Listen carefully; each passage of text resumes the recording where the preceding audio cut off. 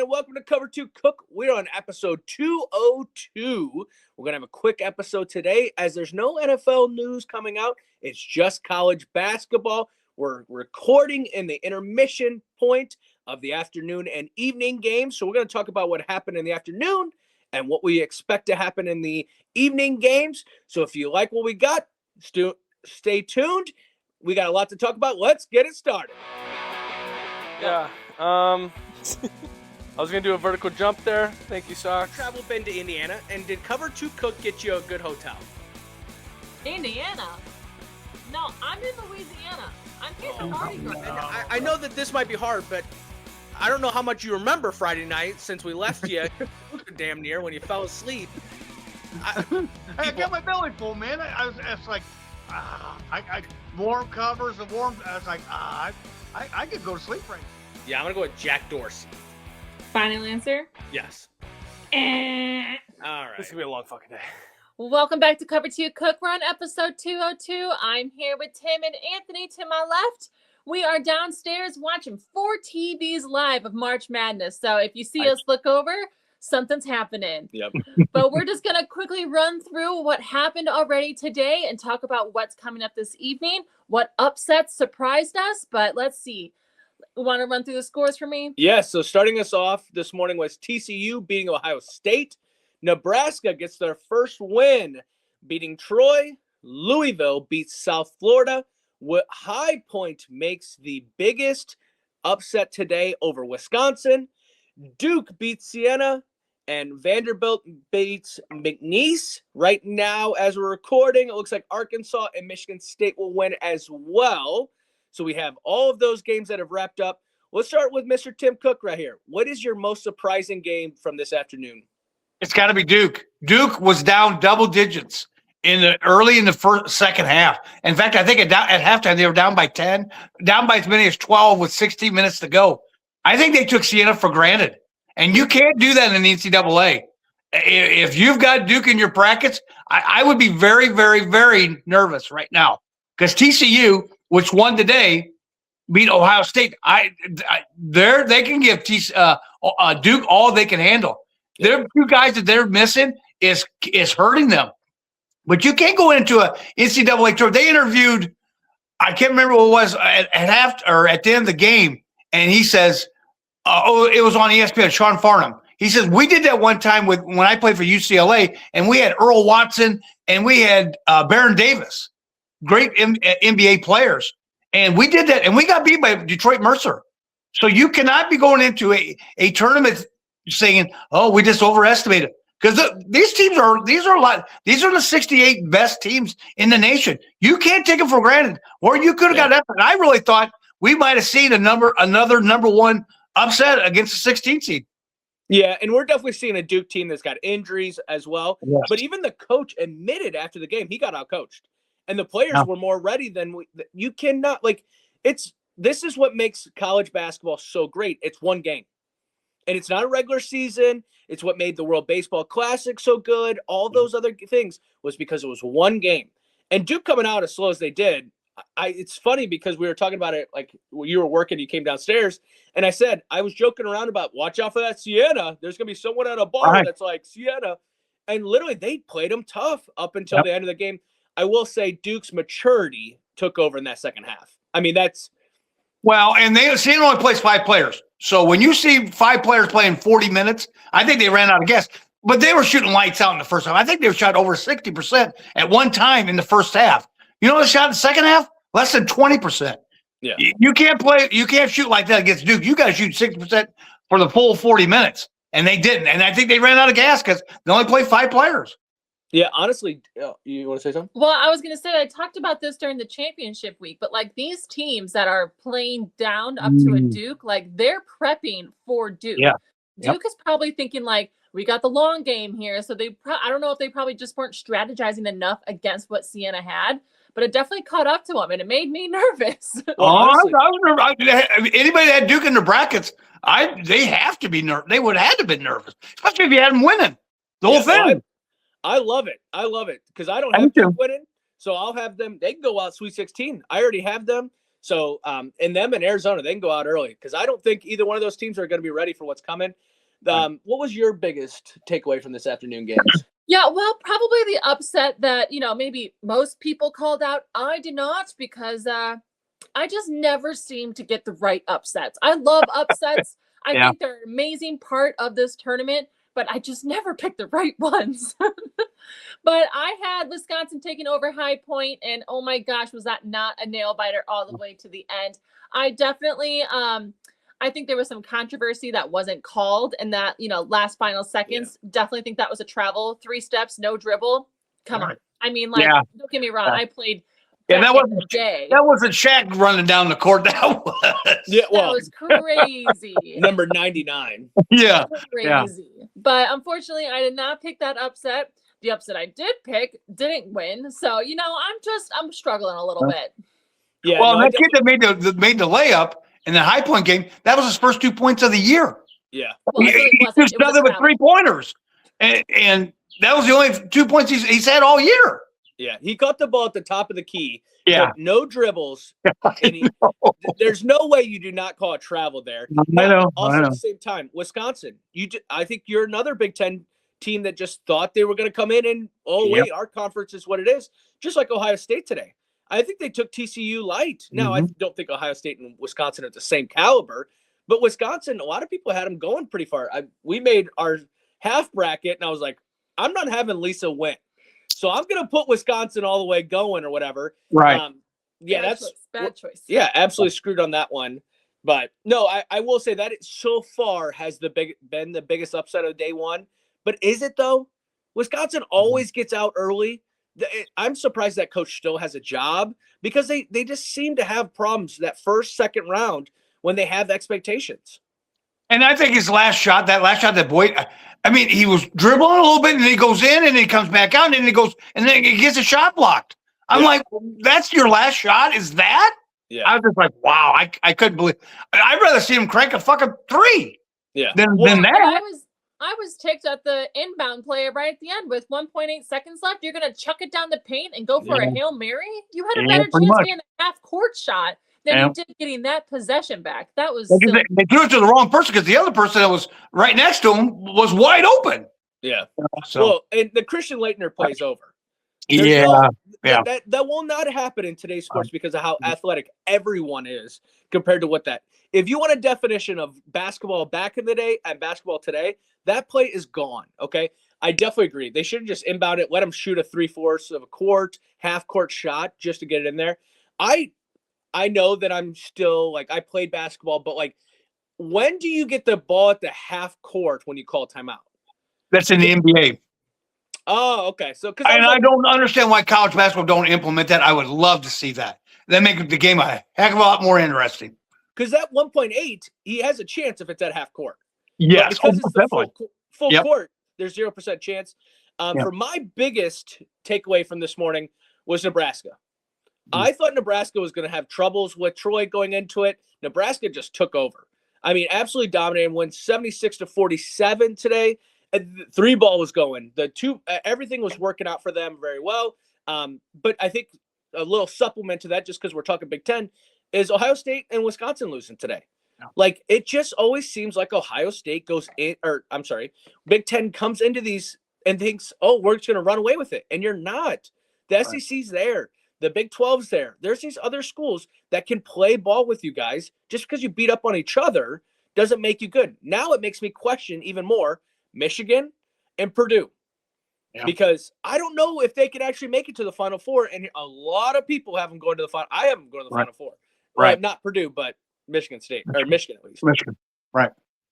So. Well, and then you're hoping that Michigan State pulls through so that you do have a win in Arkansas. Are they? And right now they're looking pretty good. Yep. No. Well, Arkansas is SEC. But, I mean, Nebraska's Big Ten. So you got a good win today. But now you're hoping for Michigan State and then tomorrow to look really good with your Purdue and Michigan. Because if one of those slip up, now your Big Ten conference looks kind of sloppy. Right. Yep. Right. Yep. Well, that takes us into the afternoon. So going into the afternoon, what is your must-watch game? I would say my must-watch game is the Texas BYU game, because this is an upset I am hoping for. Yeah. Now, before I knew any of this, I thought the BYU team was still injured and recovering. I did not realize that their best player was back on the court. So Texas looked really good when they played in their playing game. So I'm hoping with that 1-game warm-up, they are ready to go and can get the nerves before BYU turns it on. So that's my hope. I hope Texas can turn it on and take over BYU. Yeah, I think this game will be a great game. Obviously, you're going to be, if you're watching this, you've already know what the results of this game is, but I do think this is going to come down to the end because BYU is questionable. They're up and down. They're like a roller coaster where Texas looked really good in their first. And there's always a team that wins after being one of the first 4 to play. And I think this might be that game. Or it could be the team that played last night, Wednesday night, that Miami of Ohio. Right. Can they shoot the shit out of the ball? Right. I mean, just some of those shots going on. But what do you think about this Texas BYU game? I'm interested to see DeBonsa, AJ DeBonsa, see how he reacts to playing in postseason, not really postseason, but in the NCAA tournament, because they're going to only go as far as what he does. If he has a monster game, kind of like that kid from Arkansas, Acliff, if he's going to have to really take that team on his back, he really is going to, and I think that's going to be hard for him. If they had that Richie Saunders, which got hurt with a knee injury, if they had him, I think they'd be seated higher. I really like BYU. I think DeBonsa has. I think they could go. They'll go as far as DeBonsa will take them. Yeah, no, I agree. What's your must-watch game tonight? Even though we're recording, like when people watch this, they're going to see it already over. But what's your must-watch game tonight? I think it's Illinois and Penn.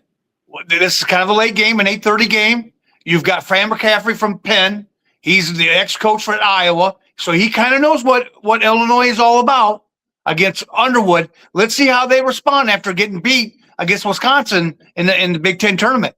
Do they come out lights out, or they take a dud? If they take a dud, Penn can go in there. They've got that TJ Holder. The kid had 44 points in the championship game in the Ivy League with a bandage on his chin. Yeah, and he's questionable. But I think he's going to play. But if they don't get out there and put him away early and let Penn play around, I can see Illinois getting beat. Yeah, no, I definitely agree. And Illinois there's always an Underwood game. And we see it all throughout the year.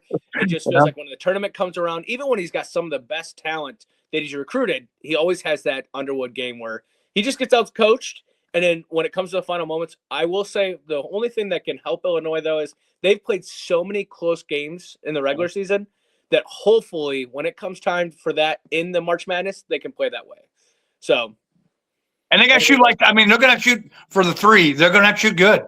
Yeah. I mean, and do what they've been doing all year, which is offensive rebounds.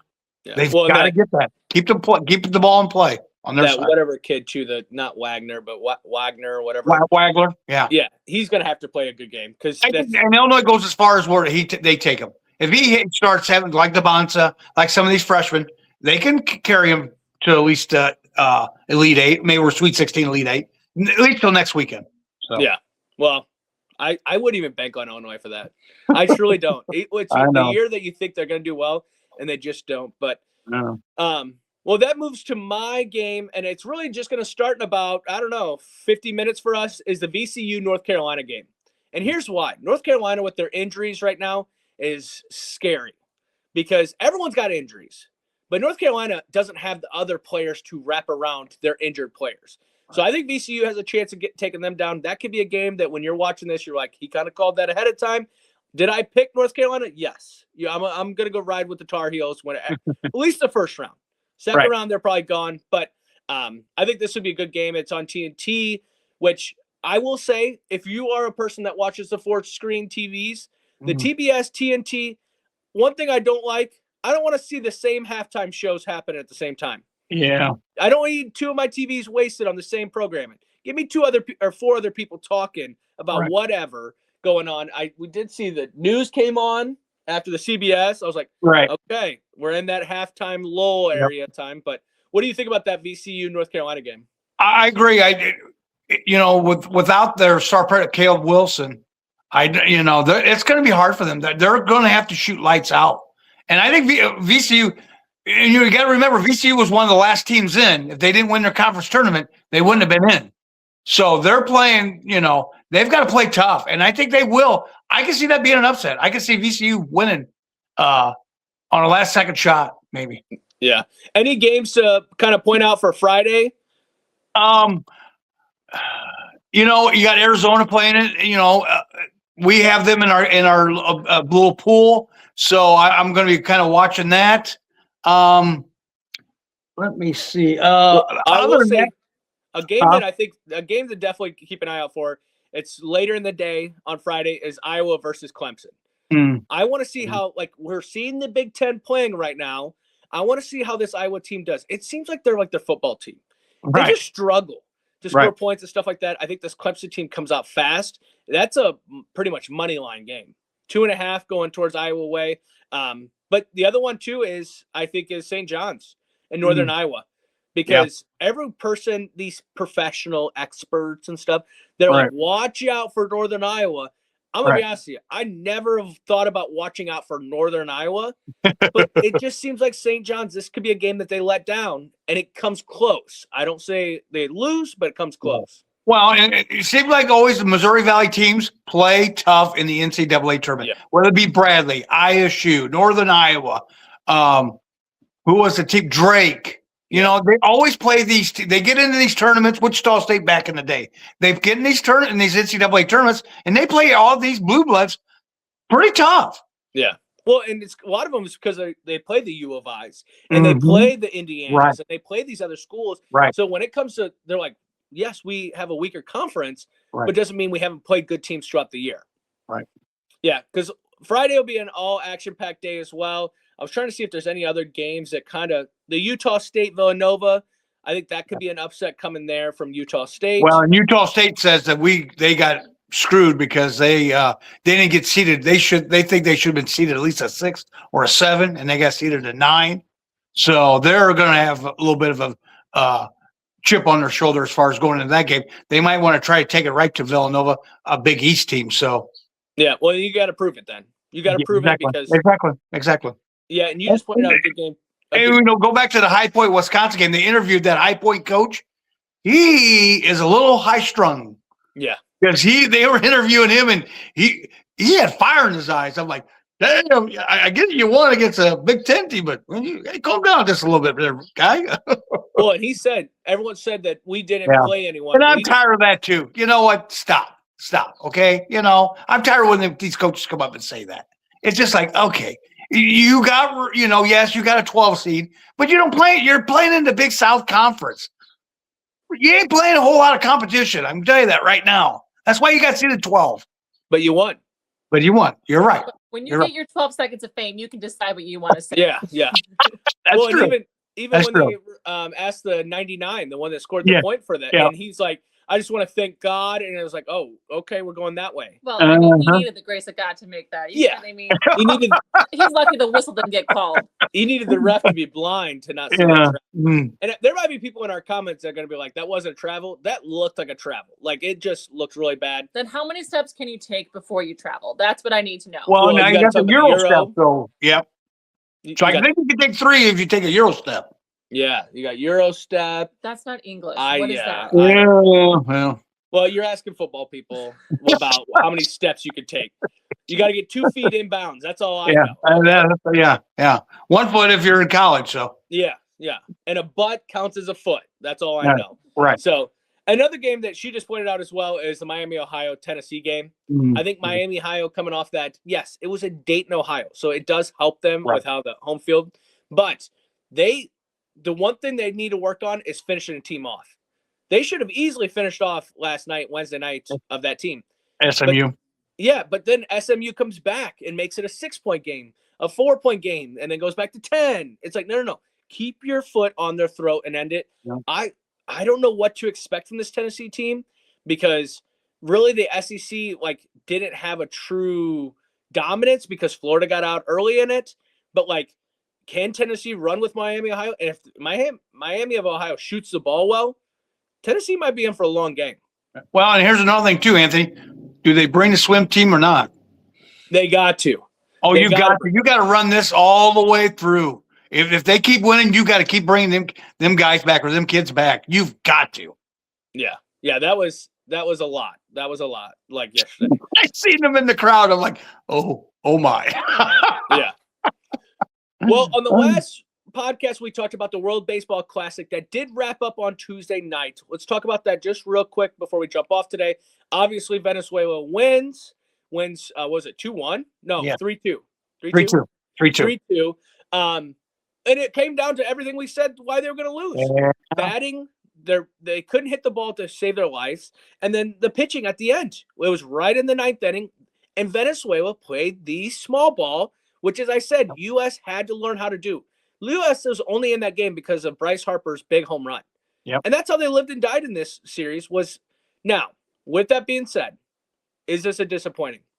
I think it is, Anthony, because this is your pastime, and I think all the countries have passed the USA up. But you kind of had already know that. If you look at the overall major leagues, a majority of these players are either Dominican Republic, Puerto Rico, Venezuela, or Japan. Yep. Nobody in America is hardly playing baseball.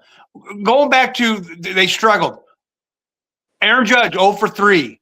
Yep. Not Bryce Harper. Who was the other one? Went 0-3. Cal Raleigh, they ended up finally benching him because he couldn't get runners across. You start out in this World Baseball Classic with 15 runs and 9 runs. You know how many runs they scored after that? I think 4 or 5. Yeah. You're not going to win many baseball games in 3 or 4 games scoring 4 or 5 runs. I'm sorry. And their pitching did let them down at the end. I think they didn't bring in that Miller from San Diego. They ended up picking somebody else, which he was supposed to be available. So I don't understand. I mean, and Mark DeRosa is just going to get burned. He's gotten burned on this. The comments he made and the way he handled it. He didn't play Cal Raleigh at all. I mean, not at all. I mean, they had guys on, and he kept them on the bench. You could have pitched in for somebody and put them in. They just didn't score enough runs. Again, if you don't score runs, just like kicking field goals, you can't. If you're kicking field goals, you ain't winning very many football games. If you don't score runs, you don't win very many baseball games. Yeah, and I agree. I think when you look at how that game ended, the manager saying that, well, they're ahead of their schedule and this is why their batting wasn't going the way it is, and it's only one game, and it's like, in all reality, they just didn't play small ball. It's all about the home run swing, and that's what MLB is now. Yep. But that's what U.S. And you brought up a great question to me, because everyone's comparing this to the Dream Team and things like this, right? Like before the championship game, they compared it to the Dream Team. And she said, did every player on the U.S. team, is that a Hall of Famer? And I was like, I think they have 3. Right. But if you go look at the other teams, they might also have 3 Hall of Famers, if not more. Yes. Yeah. And so even just looking at it, like Pete Crow, Armstrong, whatever, didn't play much. It's like he was the one that was batting well for you. There was a lot of questionable things, but when Judge doesn't get shit done, when Harper finally gets a home run in this one, but like you didn't see anything from Schwarber 0 for 3. He didn't do much. And you can tell once the competition got better, they got worse. Yeah. I mean, they blew out Ray Britton and somebody else scored 24 runs. Yeah, that was the first 2 games. After that, they didn't score. They scored all. Italy, they only scored 2 runs. I mean, they got back in the game, but it's just like they didn't hardly score. I mean, they averaged 7 runs a game through the whole tournament. But if you take the 5 and the 19 away, what'd you average then? Yeah. Not much. Not much. I guess what was shocking to me is that this team, like U.S., was full of MLB players, like legit pro players. And you're telling me in the Dominican Republic and Venezuela, like, yes, they had a couple, but then they're pulling people up from the I don't know what they're called. AAA. Yeah. Like, so I mean, like, this is a great opportunity for those players to have a spotlight in those moments. But it's just kind of like you're telling me that the U.S. had a full team of major league players and we couldn't win this. It's just kind of shocking. Yep. Yeah. No, I definitely agree. And unfortunately, the way that Venezuela, and you know what, I'll say this finally too, Venezuela, Dominican Republic, they all had a different aura about them than the MLB. It felt like a professional transaction for the U.S. where everyone else was having fun. They were dancing, they were celebrating. And I will say, even though Venezuela won, U.S. lost, Venezuelan's pitcher, as he throws the last strike, is literally crying on the mound before he even throws the ball because he knows what this means for his country. Yeah. Do you think the U.S. is doing the same thing? No. Anthony, do you know who that pitcher was in the 9th inning? He pitches for the Cubs. He is their closer for the Cubs. Oh, that looks great. I'll be honest with you, that's how much I care about baseball. Yes, he is the pitcher for the Cubs. He's the closer for the Cubs. I can't think of his name right off the bat, but he's the closer for the Cubs. Yeah, well, hopefully he can do that shit again because, I mean, and he did. He threw it right past him, right? Like that And here's another thing, too, Anthony. You got the Dominican Republic. You've got Venezuela. Some of these countries, this is it. Yeah. This is all they've got. And that's why they said the crowd was more Venezuelan than it was U.S. Yeah. But you're down in Miami. There's probably a lot more people that live down in that area that can, and this is it. Is Venezuela good at football? Well, they don't have a team. Are they good at basketball? No. So baseball is their sport. That is their pastime, favorite pastime. This their, which U.S. is not anymore. Yeah. It's passed them up. Final thing I have to say about this as well is the comments coming out that the crowds were better than the World Series. And then Derek Jeter got asked that question, and he said, well, it's weird that these people are saying that as they've never played in the World Series. And everyone just kind of, ooh. Yeah. And like, burn, baby, burn. Well, I think what Derek Jeter's also saying there, too, is because I think Judge said it, and Judge, he got lit up for it. You haven't lived to the potential that we paid all this money for. Stanton hasn't lived up. So as a Jeter that it lives and dies by the Yankees, when you make comments like that, it's obviously going to piss off, your alumni, you want to call them or whatever. Right. Faithful fans. Right. Yeah. Diehards. But yeah. All right. Well, that is episode 202. We talked college basketball. Mr. Tim Cook's coming up tomorrow to sit on the couch right next to us to watch all this game. For the working folks, you better be close to a TV. I was supposed to have a half day today, ended up working majority of the day, but I sat downstairs to watch my 4 TVs. If you like what we do, follow us on Instagram, TikTok, and YouTube. Have a great weekend. Enjoy the basketball, and we'll talk to you soon. You're a rookie.